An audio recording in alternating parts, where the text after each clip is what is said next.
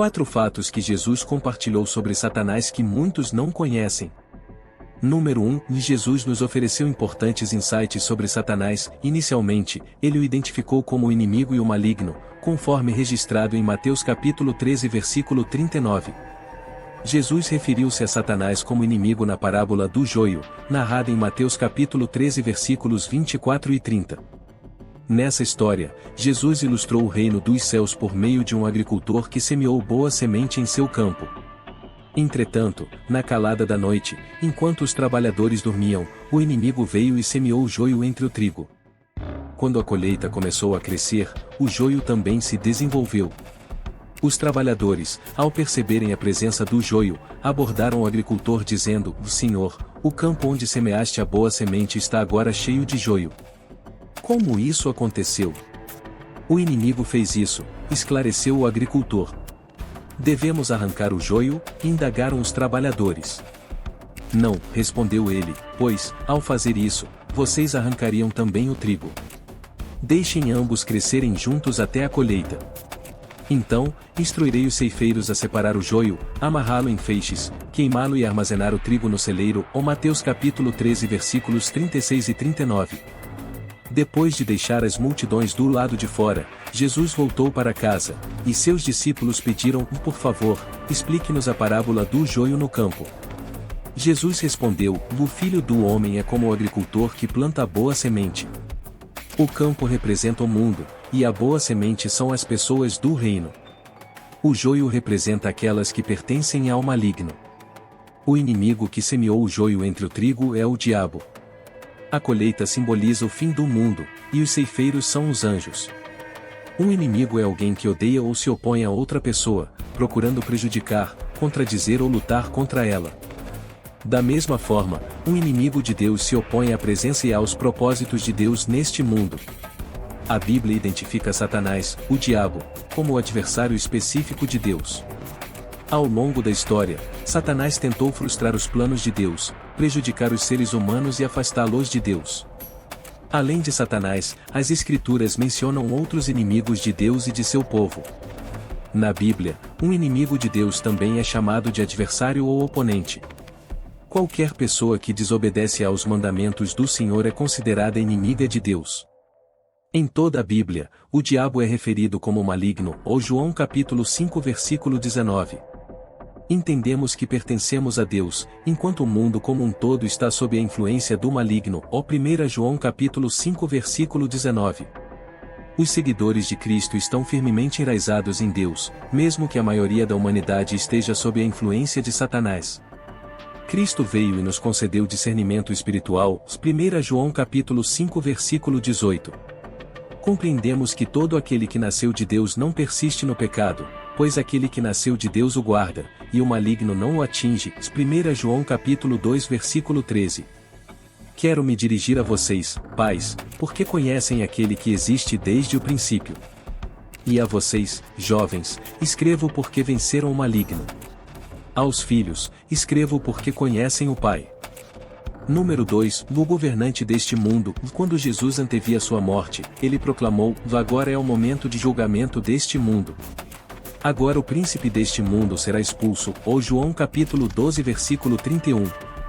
Ele indicou que o mundo estava prestes a crucificar o Senhor da vida e glória, condenando a si mesmo ao sofrer as consequências de sua terrível rejeição a Cristo.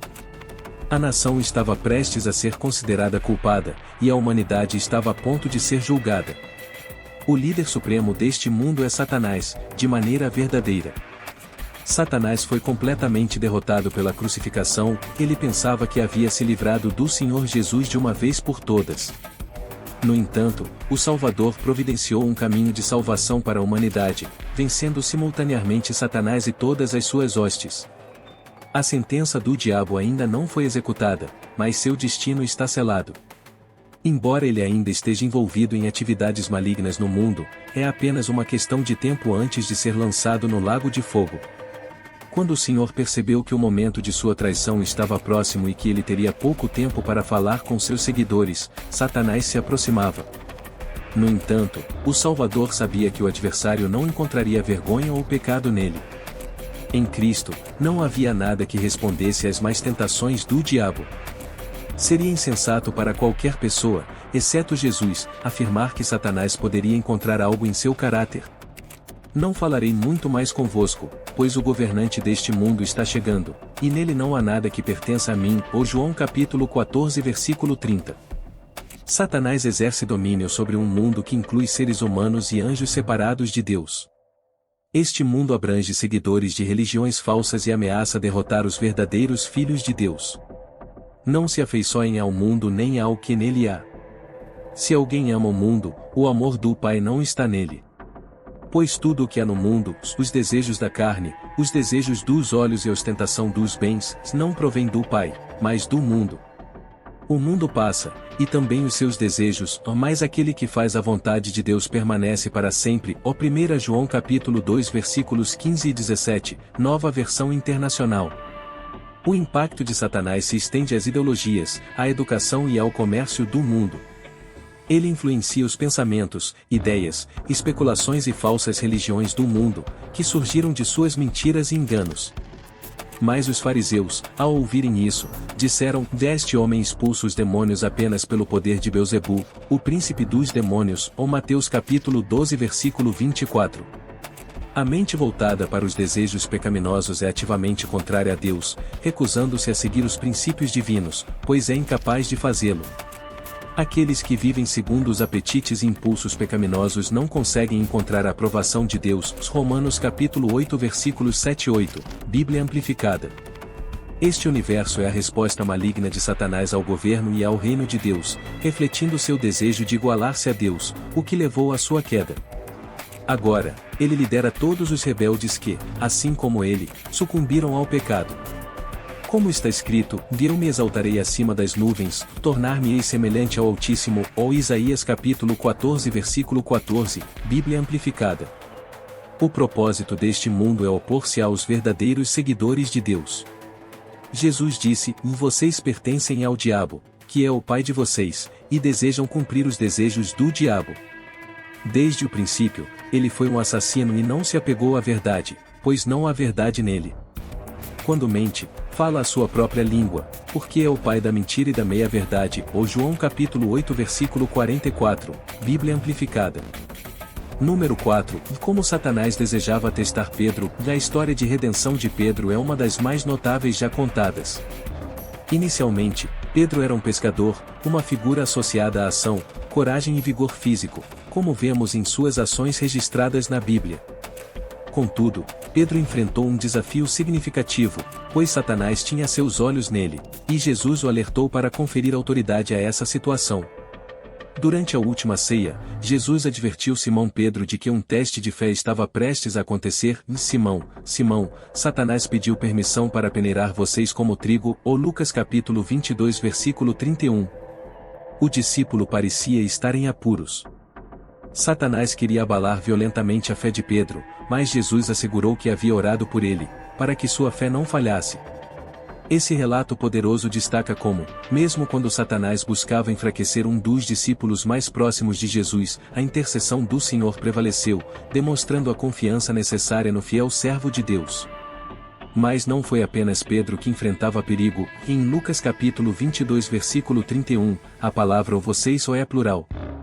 Jesus alertou Pedro que Satanás havia fixado seu olhar em todos os discípulos. Algumas traduções, como a Bereia está de Bíblia, especificam o grupo inteiro. Simão, Satanás pediu para peneirar cada um de vocês como trigo. Este trecho nos permite vislumbrar um mundo invisível, suscitando muitas questões, mas também oferece muitas garantias, a principal das quais é a cadeia de comando. Deus está claramente no controle, e o diabo está com uma coleira curta. Você notou o verbo que seguiu o nome de Satanás? Ele pediu. Os discípulos falantes parecem estar na mesma situação que Jó quando Satanás procurou testá-lo, de Jó versículo 1 e 2, Jó capítulo 1 versículo 10, e não cercaste de Sebe, a ele, a sua casa e a tudo quanto tem? A obra de suas mãos abençoaste, e os seus bens se multiplicaram na terra. Nada foi exigido, resolvido ou decidido pelo diabo, ele estava curioso e solicitou permissão para tentar Simão Pedro da mesma forma que pediu para tentar Jó.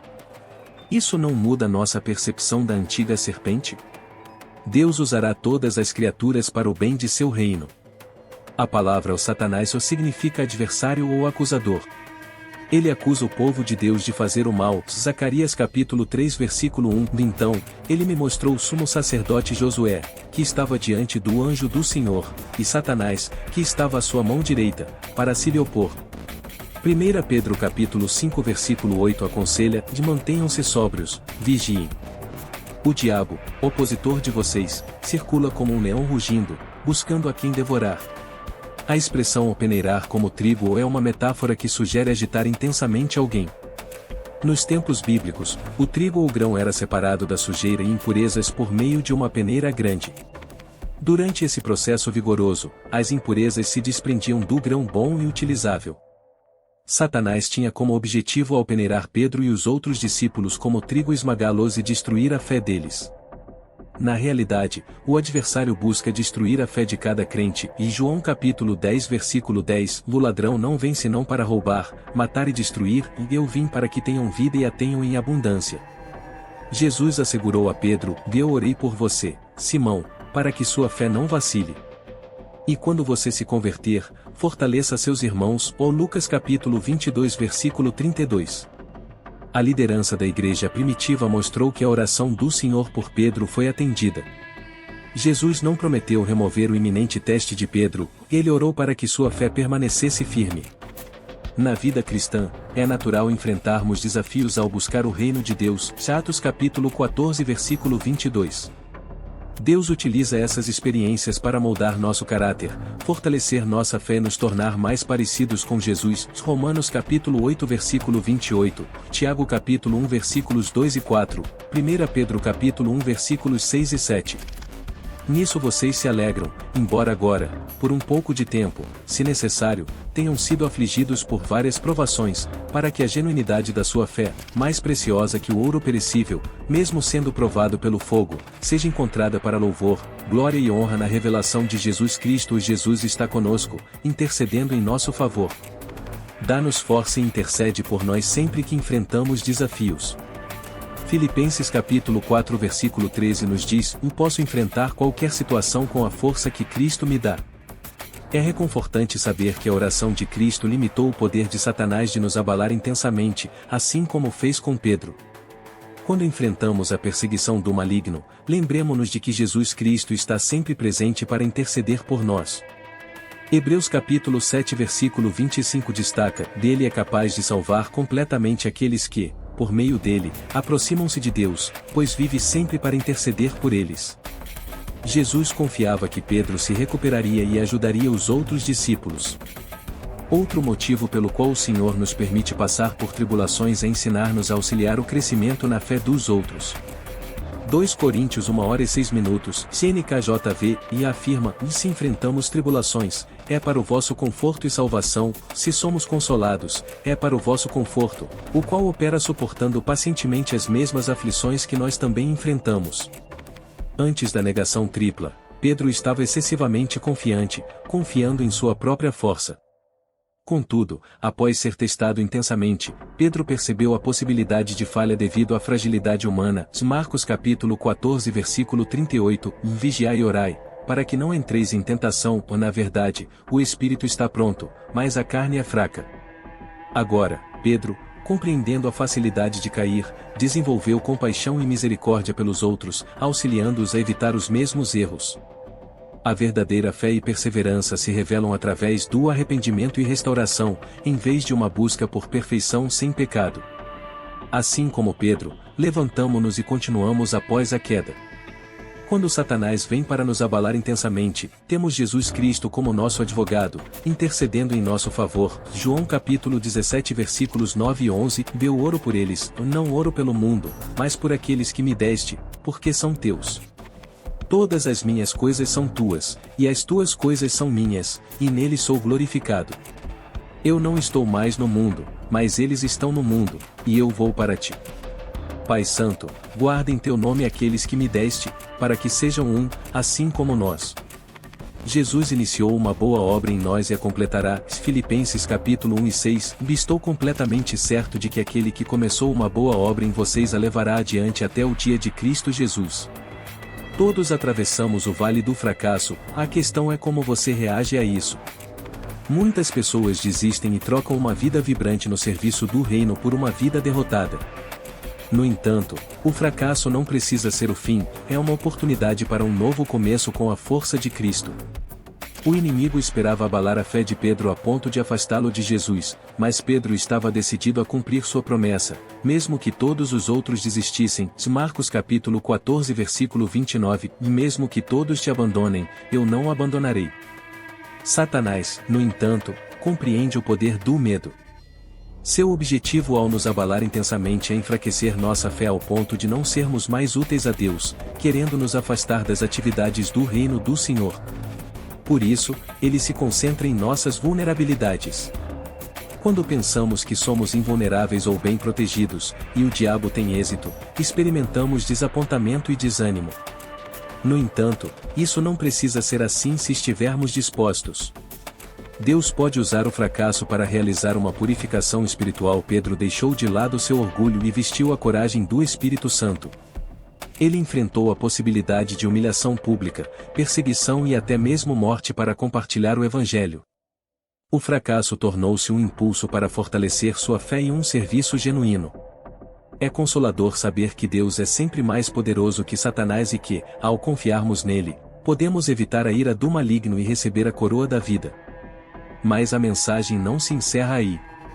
A palavra consoladora e esperançosa de Deus continua. Em nossas batalhas diárias, necessitamos de incentivo para não perdermos a fé e para não culparmos a Deus nos momentos de sofrimento e fraqueza. Precisamos de uma garantia de que as oscilações de nossa fé não resultarão em uma queda permanente. No versículo 32, Jesus nos oferece esse estímulo e segurança. Simão, Simão, Satanás pediu permissão para sacudir vocês como trigo, mas eu orei por ti, para que a tua fé não desista, e quando te converteres, fortalece os teus irmãos. É reconfortante saber que Deus é infinitamente mais poderoso que Satanás e que, se confiarmos em Deus até o fim, Ele nos concederá a vida eterna. Mas é ainda mais encorajador e esperançoso perceber que Jesus Cristo e Deus Pai não ficam à espera para ver se teremos a força necessária para perseverar na fé. Observe que Jesus ora a seu Pai por Simão. Agora, a palavra o tuo é singular no versículo 32, eu roguei por ti, referindo-se a Simão. Ele pede a Deus que faça tudo o que for necessário para preservar Simão da destruição. Jesus está confiante de que seu Pai atenderá sua oração, pois ele diz, quando te converteres, fortalece os teus irmãos. Jesus sabe que Simão negará 3 vezes, é uma fraqueza temporária, uma confiança breve que vacila, mas é seguida rapidamente por lágrimas amargas de arrependimento, de Lucas capítulo 22 versículo 62. Ao se converter, o Pai permitiu que Satanás peneirasse Simão, mas em resposta à oração de Jesus, não permitiu que Simão caísse através da peneira. Aqui está a dupla arma de esperança e encorajamento que ele nos concede, e não ficamos desprotegidos contra o inimigo, e não somos deixados a sustentar sozinhos o escudo da fé apenas com nossa força. Deus sempre assegurará que a fé triunfe e que seus filhos a mantenham. Este é o significado extraordinário do texto em 1 Pedro capítulo 1 versículos 3 e 5, Louvado seja o Deus e Pai de nosso Senhor Jesus Cristo. Por sua grande misericórdia, nos fez nascer de novo para uma esperança viva, por meio da ressurreição de Jesus Cristo dentre os mortos, para uma herança que nunca se corrompe, mancha, nem desaparece. Essa herança está reservada nos céus para vocês, que, mediante a fé, são guardados pelo poder de Deus para a salvação que está pronta para ser revelada no último tempo. Os que são meus ouvem a minha voz, eu os conheço, e eles me seguem. Eu lhes dou a vida eterna, e jamais perecerão, por de modo algum, nenhum inimigo as arrebatará da minha mão. Meu Pai, que me deu estas ovelhas, é maior que todos, e ninguém as pode arrebatar da mão de meu Pai. Eu e o Pai somos um, na essência e na natureza, ou João capítulo 10 versículos 27 e 30, Bíblia Amplificada. Aqueles que são fortalecidos se tornam, por sua vez, fortalecedores. Nossa alegria nas promessas de Deus é sempre multiplicada quando transborda para além de nossas vidas, alcançando os outros. E quanto aos outros 10 apóstolos? Isso pode nos ensinar muito. Às vezes, Deus lida diretamente conosco, fortalecendo nossa fé sozinhos. No entanto, na maioria das vezes, Deus nos envia alguém como Simão Pedro, que traz a palavra de graça que precisamos para continuar. Isso é um testemunho de como Salmos capítulo 30 versículo 5 se cumpre, e porque a sua ira só dura um momento, ou no seu favor está a vida. O choro pode durar uma noite, mas a alegria vem pela manhã.